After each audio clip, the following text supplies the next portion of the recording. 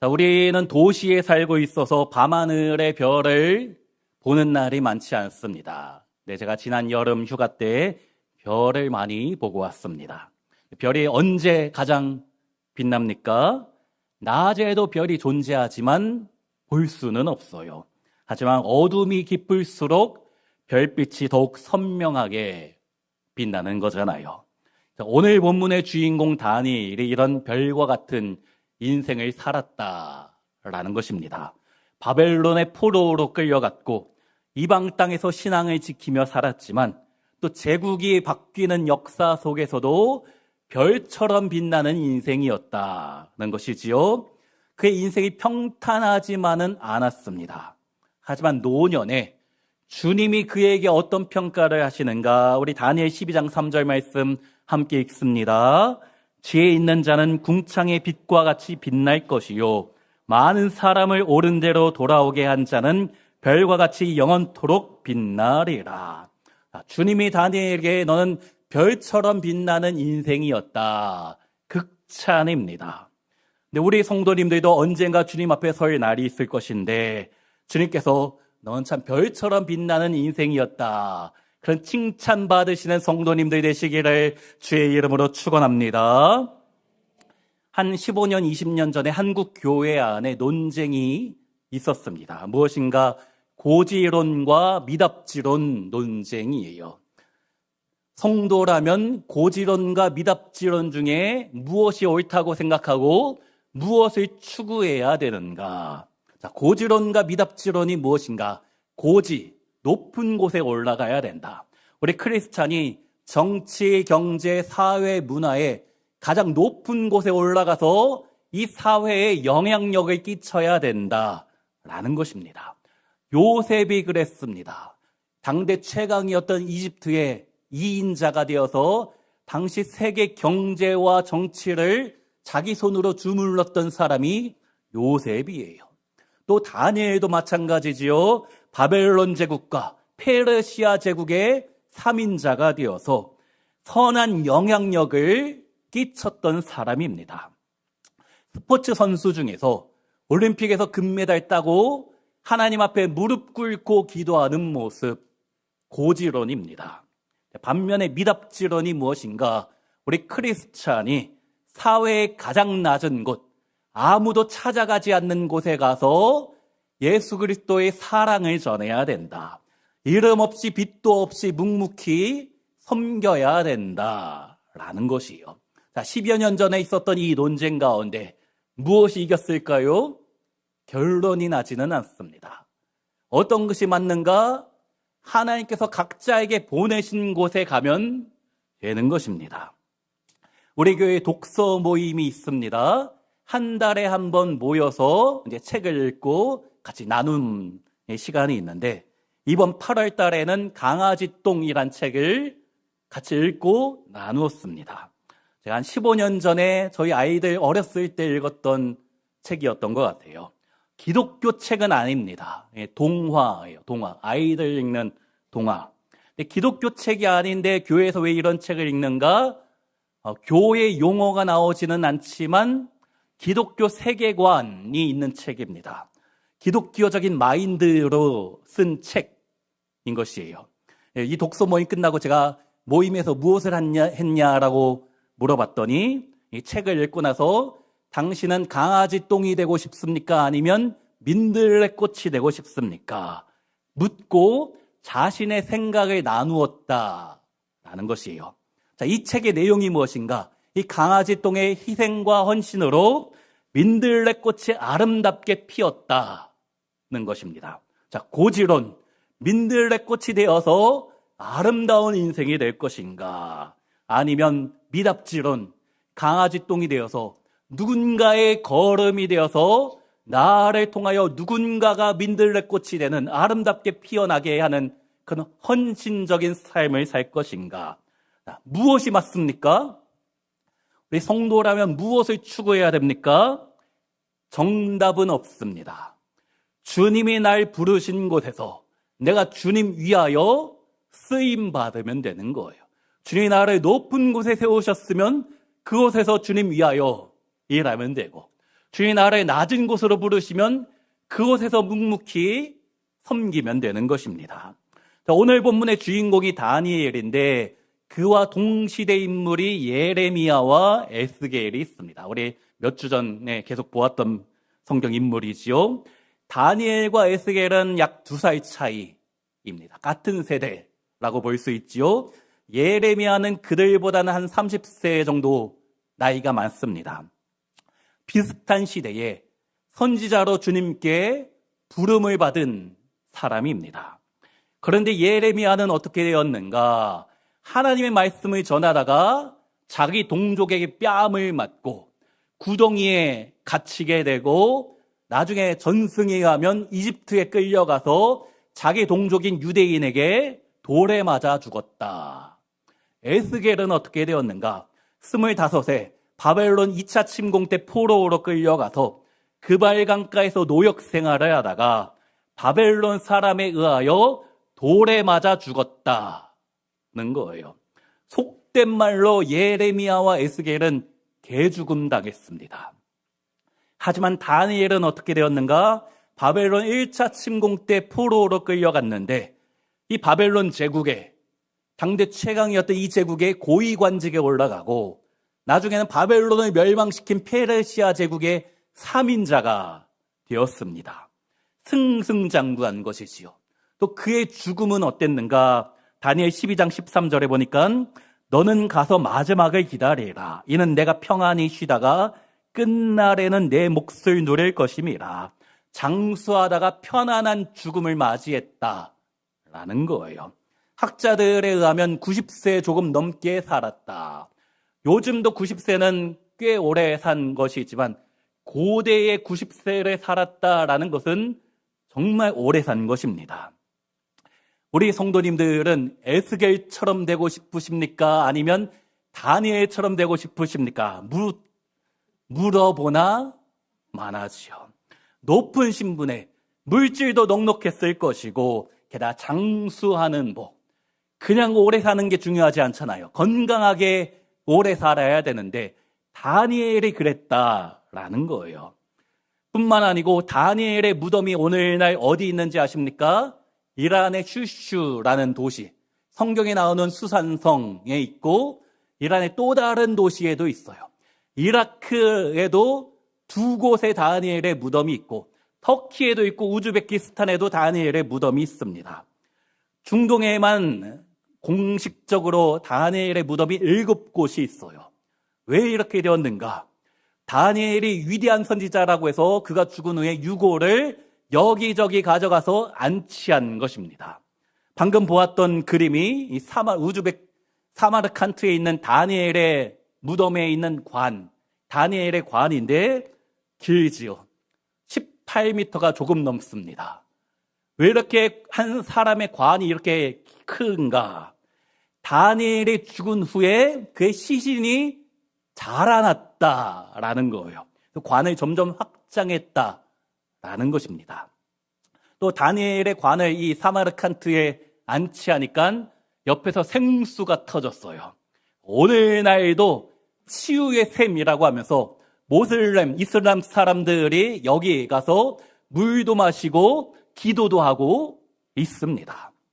다니엘은 편안히 죽은 이후에도 유대교, 또 기독교, 이슬람교에 이르기까지 모두에게 존경받는 사람이 된 것입니다. 반면에 같은 시대, 나이도 거의 똑같은 에스겔은 포로가 되어서 돌에 맞아 죽었잖아요. 그러면 에스겔이 대단합니까? 아니면 다니엘이 대단합니까? 다른 질문으로 바꿀게요. 하나님이 다니엘과 에스겔 중에 누구를 더 크게 사용하신 것입니까? 미답지론의 대표자인 에스겔입니까? 아니면 고지론의 대표인 다니엘입니까? 이 질문은 잘못된 질문입니다. 잘못된 질문이에요. 오늘날 우리는 다 다니엘과 같이 되고 싶습니다. 하지만 에스겔도 별과 같이 빛나는 인생이었던 것입니다. 똑같습니다. 다만 주님이 나를 부르신 그곳에서 최선을 다하여 맡겨진 일에 충성하면 되는 것입니다. 우리도 마찬가지, 주님이 나를 고지에 올리시는가 아니면 미답지에서 사용하시는가, 그것은 전적인 하나님의 주권입니다. 우리는 주님이 나를 부르신 그곳에서 주님 위하여 살아가고 믿음 지키며 살아가면 모두 다 별과 같이 빛나는 인생이 되는 줄로 믿습니다. 자, 오늘 본문은 성경에서 가장 유명한 장 중에 하나이지요. 다니엘이 사자굴에 들어갔는데 살았다. 죽지 않았다. 그런데 사자굴에서 죽지 않은 것이 중요한 것이 아닙니다. 그래, 주일학교 때 보통 아이들에게 가르칠 때, 얘들아, 다니엘처럼 믿음 잘 지키면 사자굴에 들어가도 산다라고 이 사자굴을 강조하는데, 이 성경에서 말하는 것은 사자굴이 중요한 것이 아닙니다. 무엇이 중요한가? 그런 엄청난 기적, 하나님이 사자의 입을 봉하시는 것이 중요한 것이 아닙니다. 우리는 그런 자극적인 것을 좋아해요. 하지만 성경의 강조점은 그것이 아니라는 것이에요. 우리 성도는 사느냐 죽느냐가 중요한 것이 아니고, 또 어떻게 사느냐보다 어떤 위치에 오르고 내가 어떻게 돈을 많이 벌든 돈을 적게 벌든 그것이 중요한 게 아니고, 내가 어떤 순간이든 사자굴이든 풀무불이든 상관없이 그곳에서 내가 주님께 믿음 지키며 살고 있는가, 그것이 중요한 것입니다. 이 다니엘이 위대한 사람이었던 이유는 사자굴에서 죽지 않은 사실 때문이 그것이 아니고, 그 믿음 지킨 자체가 소중한 것입니다. 자, 다니엘 1장에 보니까 그가 바벨론의 포로로 끌려갔는데, 그 왕이 느부갓네살 왕, 고대에 가장 뛰어났던 왕 중에 하나입니다. 고대 세계 7가지 불가사의 중에 하나가 이집트의 피라미드가 있고, 또 하나가 바벨론의 공중정원이 있는데, 그 느부갓네살 왕이 세운 것입니다. 당대 최강이었어요. 그의 목적은 하나였습니다. 영원한 바벨로니아 제국을 이루는 것. 강력한 군사력이 있었고 물질도 풍부했습니다. 하지만 그것만 가지고 세계 정복을 이룰 수는 없었지요. 사람, 탁월한 인재가 필요한 것이에요. 정복한 나라에서 뛰어난 인재를 데리고 와서 바벨론의 언어와 문화와 사회와 법도를 가르쳤습니다. 그를 통해서 세계 정복을 꿈꾸었던 것이지요. 그들 중에 하나가 다니엘과 세 친구. 그런데 고기와 포도주를 먹으라. 사실 10대 후반의 젊은이가 고기를 먹을 수 있다, 얼마나 먹고 싶었습니까? 문제는 이 고기가 우상에게 바쳐졌다 나온 제물이다. 예전에 제가 아는 목사님 중에 하나가 신방 갔다가 자기는 고기 없으면 밥을 안 먹은 것 같다라는 이런 망언을 한 적이 있어요. 어떻게 그런 이야기를 할 수 있는지. 그럴 거면 목사를 왜 하는지. 돈 많이 버는 직업 구해가지고 자기 돈으로 많이 사 먹으면 얼마나 좋습니까? 근데 다니엘과 세 친구가 어떻게 했는가? 우리 1장 8절과 9절 같이 읽습니다. 다니엘은 뜻을 정하여 왕의 음식과 그가 마시는 포도주로 자기를 더럽히지 아니하리라 하고, 자기를 더럽히지 아니하도록 환관장에게 구하니 하나님이 다니엘로 하여금 환관장에게 은혜와 긍휼을 얻게 하신지라. 뜻을 정하였습니다. 나의 신앙 양심을 지키겠다라는 것이지요. 믿음의 결단을 했더니 그렇게 되도록 주님이 역사하신 것이에요. 왕의 포도주와 고기를 먹지 않아도 되었습니다. 그게 믿음의 결단을 했더니 주님이 은혜 주셔서 고기 먹은 사람보다 얼굴이 윤택해졌다, 때깔이 좋았다라는 것이지요. 그리고 하나님이 더 큰 은혜를 주신 것이 1장 17절 말씀 함께요. 하나님이 이 네 소년에게 학문을 주시고 모든 서적을 깨닫게 하시고 지혜를 주셨으니 다니엘은 또 모든 환상과 꿈을 깨달아 알더라. 결국 바벨론의 높은 지위에 올라가게 된 것이에요. 주어진 환경에 휘둘리지 않고 절대적인 가치, 자신이 바라고 지켜왔던 믿음을 굳건히 붙잡았더니 주님이 더 큰 은혜 주신 것이지요. 우리도 마찬가지입니다. 환경 때문에 결단하는 것이 아니에요. 환경이 좋으면 결단하는 것이 아닙니다. 먼저 믿음의 결단을 하면 주님이 그렇게 만들어 주시는 것이고 더 큰 은혜와 축복까지 주시는 줄로 믿습니다. 우리 성도님들 이런 환경과 상황에 굴복하지 않고 믿음 지켜나가시는 성도님들이 되시기를 주의 이름으로 축원합니다. 그런데 영원할 것 같았던 바벨로니아 제국이 100년도 안 돼서 멸망했습니다. 페르시아 제국에 의해서 망한 거예요. 보통 나라가 뒤집히면 어떻게 됩니까? 왕과 고관들은 다 몰락하게 되죠. 숙청당합니다. 하지만 다니엘은 메디아와 바사, 성경의 바사, 페르시아 제국에서도 중용되었어요. 80이 넘은 나이에 페르시아의 총리가 되었습니다. 보통 다니엘이 세 제국, 세 나라에 걸쳐서 총리가 되었다라고 하는데 메데와 바사는 같은 나라라고 생각하시면 됩니다.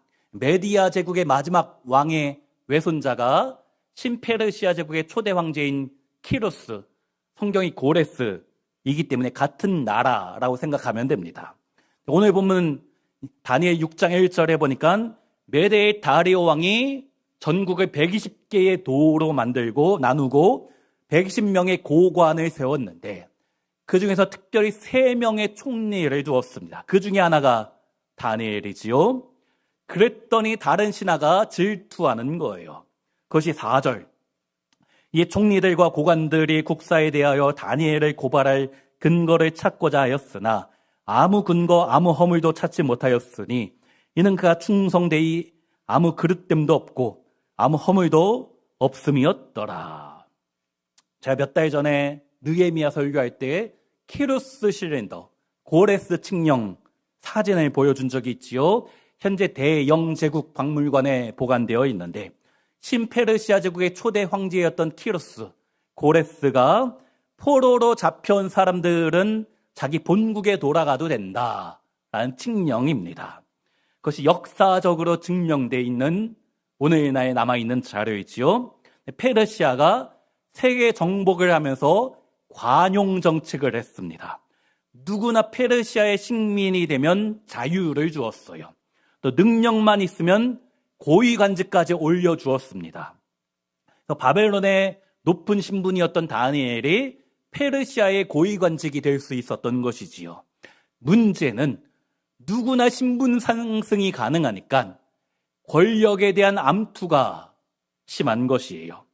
그런데 다니엘의 정적이 그를 넘어뜨리고 싶지만 흠잡을 것이 없었던 것입니다. 놀랍지 않습니까? 먼지 털어도 하나도 나오지 않는 것이에요.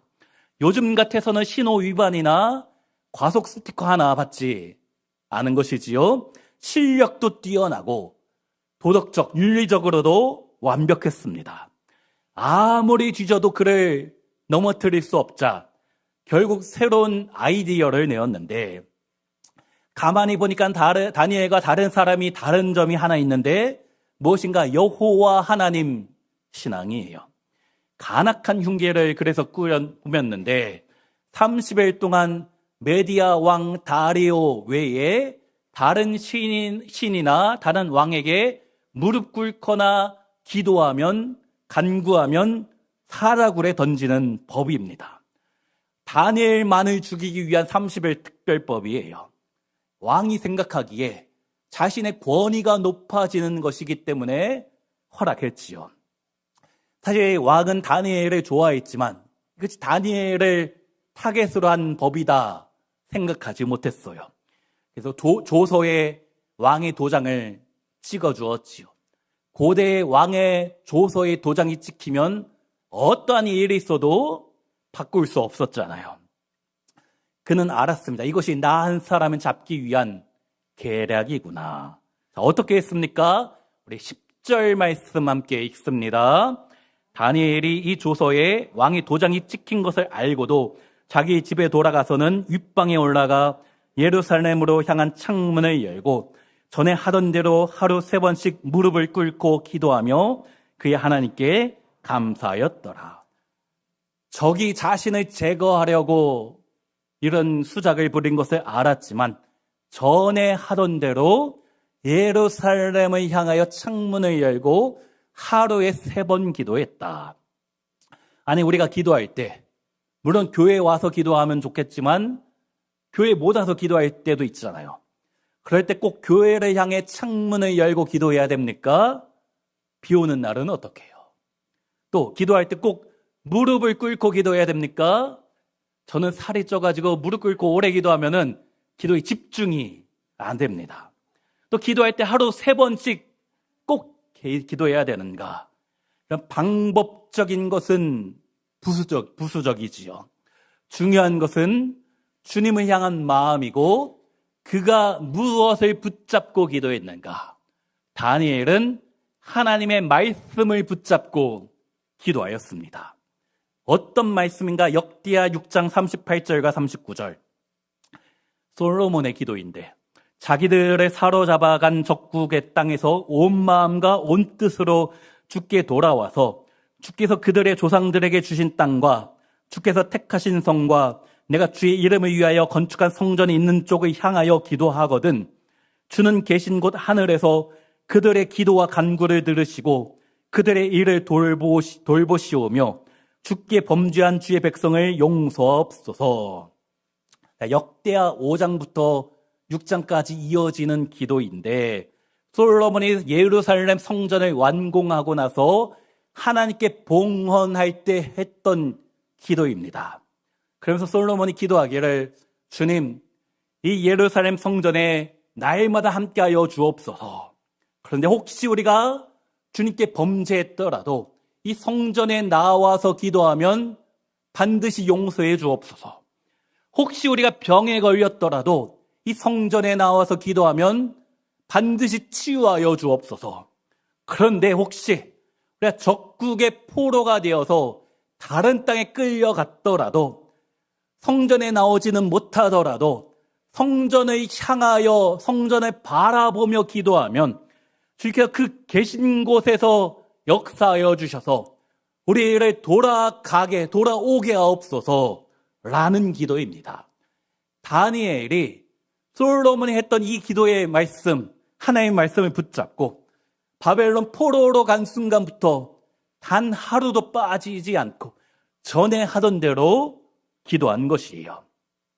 내가 창문을 열고 예루살렘 성전을 향하여 기도하면 저 같으면 숨어서 창문 닫고 기도하겠지만 창문을 열고 기도하면 사자굴에 들어가게 된다라는 것을 알았지만 이 약속의 말씀을 포기할 수 없었던 것입니다.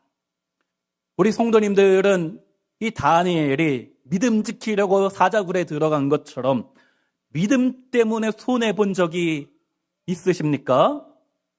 제가 아는 어느 집사님이 이제 인천에 있는 큰 회사에 비정규직으로 들어가셨어요.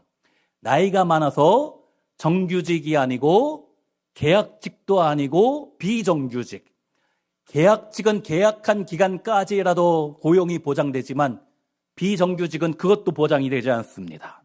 회식 때 상사가 술을 권했는데 저는 예수 믿기 때문에 저는 교회 안수 집사이기 때문에 술을 하지 않습니다. 거절했더니 무엇이라고 했을까요? 상사가 재수 없다고. 네가 그러니까 조직 생활을 못하는 거라고 했어요.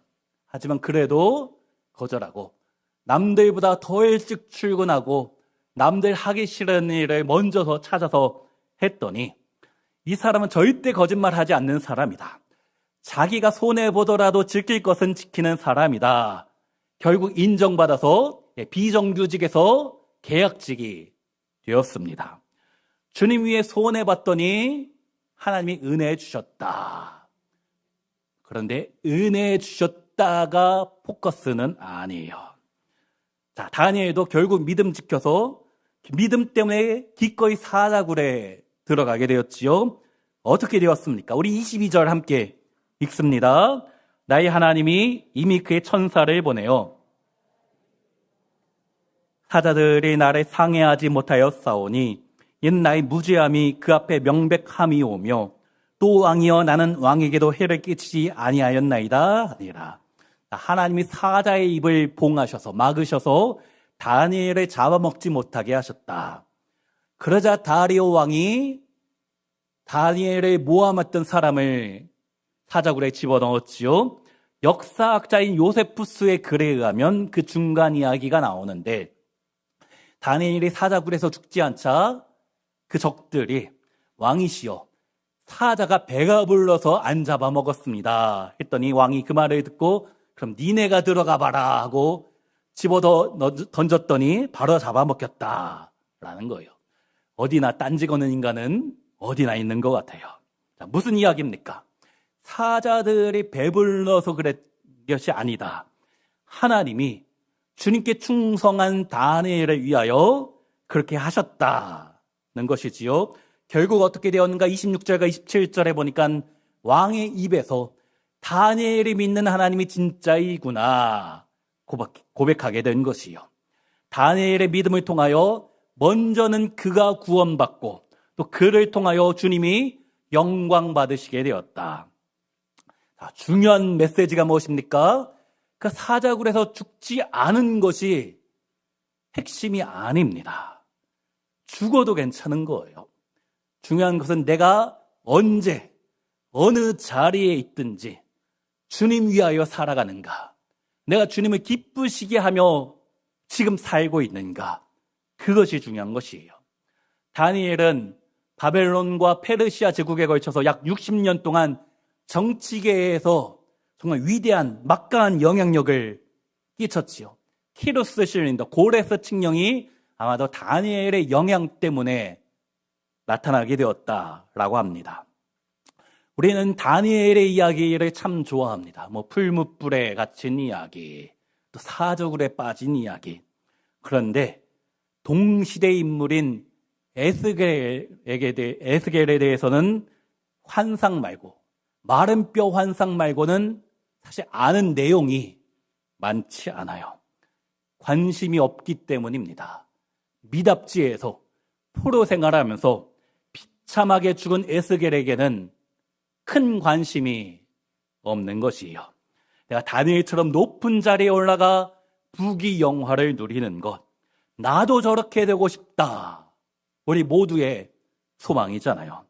하지만 이 다니엘 이야기가 중요한 것은 에스겔이든 다니엘이든 고지이든 미답지이든 하나님이 나를 부르신 곳에서 내가 믿음 지키며 살고 있는가, 그것이 중요한 것입니다.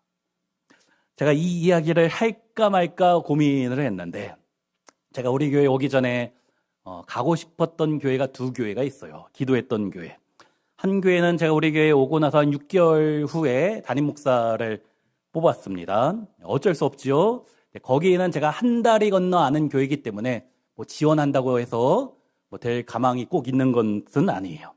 또 다른 교회가 서울에 있는 교회인데, 코로나 이후로 많이 줄었다고는 하지만 그래도 한 500명은 넘는 교회일 거예요. 특히 청년이 많았던 교회.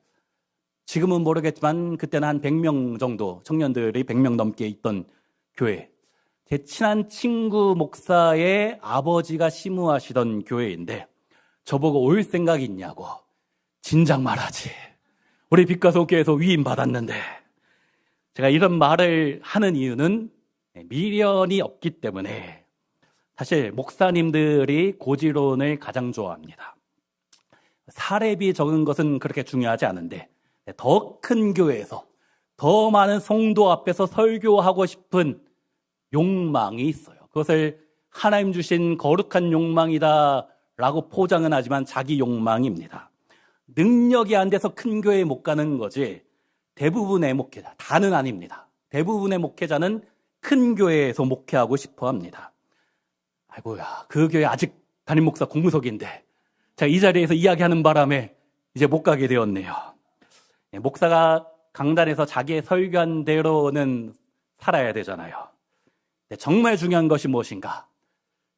고지가 중요한 것이 아니고 미답지가 중요한 것이 아닙니다. 다니엘처럼 기적적으로 사적으로 해서 살아난 것도 중요하지 않아요. 에스겔처럼 돌에 맞아 죽어도 그것이 더 값진 인생이다라고 할 수도 없고 안 죽은 것이 더 값지다라고 말할 수도 없습니다. 제국의 총리가 되어 포로 생활하다가 90이 넘게 편안히 살다가 죽는 것도 아니면 돌에 맞아 40세, 50세도 안 됐는데 맞아 죽은 에스겔 같은 인생, 그것 때문에 주님이 우리를 평가하시는 것은 아니라는 거예요. 내가 언제 어디서나 어떤 처지에 있든지 주님이 나를 고지로 부르시든지 아니면 미답지로 부르시든지 간에 내가 믿음 때문에 기꺼이 손해보더라도 주님께 영광 돌리는 삶, 주님을 기쁘시게 하며 살고 있는가? 그것이 우리 모두의 고백이 되어야 될 줄로 믿습니다. 이런 고백이 있는 자에게 우리에게 주님이 무엇이라 하십니까? 아까 읽었던 말씀 12장 3절 말씀 우리 한 번 더 읽습니다. 지혜 있는 자는 궁창의 빛과 같이 빛날 것이요 많은 사람을 옳은 대로 돌아오게 한 자는 별과 같이 영원토록 빛나리라. 내가 돈이 많고 적고가 중요한 것이 아닙니다.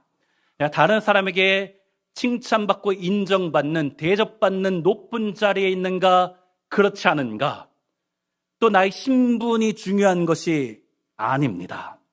내가 부름받은 곳에서, 나의 가정에서, 나의 직장에서, 내가 사는 동네에서, 내가 있는 교회에서 내가 주님의 기쁨이 되며 살아가고 있는가, 그것이 가장 중요한 것이에요. 주님이 나를 부르신 그곳에서 별과 같이 빛나는 우리 성도님들 되시기를 간절히 부탁드립니다. 우리 교회가 이제 VIP 초청잔치가 준비되고 있다라고 하였죠.